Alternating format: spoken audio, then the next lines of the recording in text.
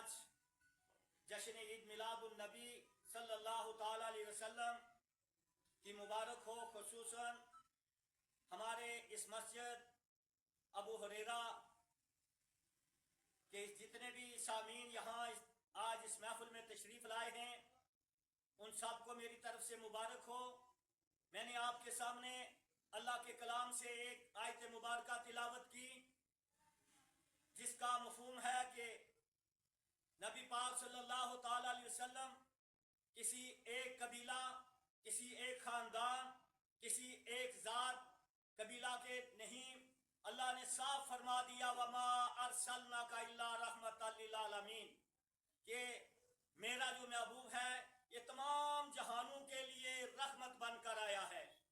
نہ کہ انسانوں کے لیے بلکہ دنیا کے اندر تمام کائنات کے اندر میرے اور آپ کے آقا تاجدار مدینہ صلی اللہ تعالی علیہ وسلم کی رحمت کا سایہ ہے. اس رحمت کے سائے تلے ہم زندگی بسر کر رہے ہیں. میرے اسلامی بھائیوں، آج کا دن ہمیں یہ خالی اگر ہم یہ کہیں کہ ہمارے نوجوان بچے، ہماری بچیاں اگر گاڑیوں پہ جھنڈے لگائے اور نعرہ تکبیر کا ورد کر کے اور تبرک لے کر گھر میں لوٹ جائیں، اذان ہو مسجدوں میں تو نماز نہ پڑھیں، میرے اور آپ کے آقا تاجدار مدینہ صلی اللہ تعالی علیہ وسلم کے دنیا سے آنے کے سے پہلے جو ہے وہ تمام دنیا کے اندر ظلم اور ستم کی چکی گرم تھی. نبی پاک صلی اللہ تعالی علیہ وسلم جب دنیا میں تشریف لائے تو تمام جگہ میں رحمت ہی رحمت ہے. میں خصوصاً آج اس موقع پہ میری مائیں اور بہنیں سن رہی ہوں گی، زیادہ اس وقت دین کا بگاڑا بچیوں سے ہو رہا ہے اور نماز کی خبر نہیں ہے، تلاوت کی خبر نہیں ہے. تو میرے کہنے کا مقصد ہے کہ نبی کی آمد سے پہلے جو تھا اس وقت بچی جس کے گھر میں پیدا ہوتی تھی اور اس بچی کو کھڈا کھود کر زندہ درگور کر دیا جاتا تھا، اور جس کے بچی پیدا ہوتی تھی کہتے تھے کہ یہ منحوس ہے اور بچی کو برداشت نہیں کرتے تھے. جب میرے اور آپ کے آقا تاجدار مدینہ صلی اللہ تعالی علیہ وسلم دنیا میں تشریف لائے اور اس وقت میرے آقا نے فرمایا جس کے گھر میں 2 بچیاں پیدا ہو جائیں ان کی نشو و نما کر کے ان کی پرورش کر کے جو پال پوس کر ان کو شادی کر دے گا قیامت کے دن میرے قریب سب سے وہ شخص ہوگا. تو اس وقت بچی کو سہایتا ملی، بچیوں کو آرام اور سکھ ملا، نہیں تو بچیوں کو منحوس سمجھ کر کے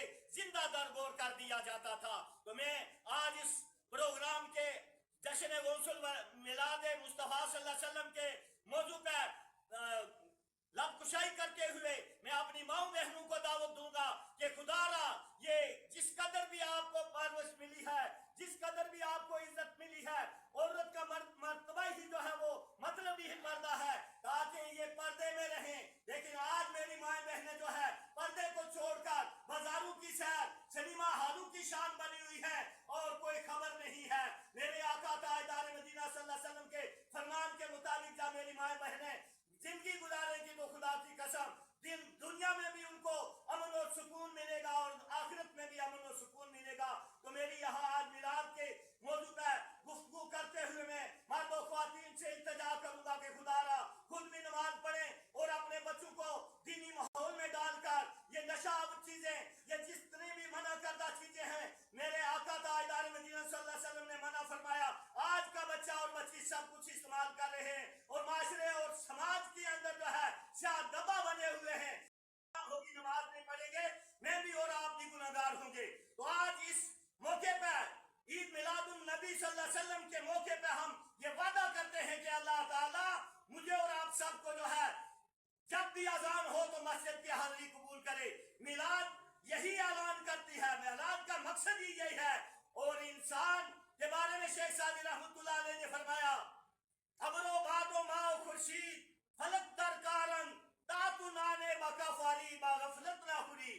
اے انسان یہ بادل، یہ چاند، ستارے، زمین، جو کچھ بھی تجھے نظر آتی ہے یہ انسان کے کام میں لگی ہوئی ہے. اللہ کو اس کا کوئی فائدہ نہیں ہے، انسانوں کے فائدے کی چیز ہے. لیکن آگے فرمایا تاتو نانے بکا فالی با غفلت نہ خوری، تاکہ جب تیری ہتھیلی پر روٹی آئے تو اس کو غفلت کے ساتھ نہ کھائے. آج آؤ ہم اپنے گریبانوں کے اندر منہ ڈال کر دیکھیں. ہماری دنیا کی محفل غمی کی محفل, خوشی کی محفل, بچوں کی شادی کی محفل کس طرح سے آپ کر رہے ہیں. اس لیے میرے دینی بھائیوں, میلاد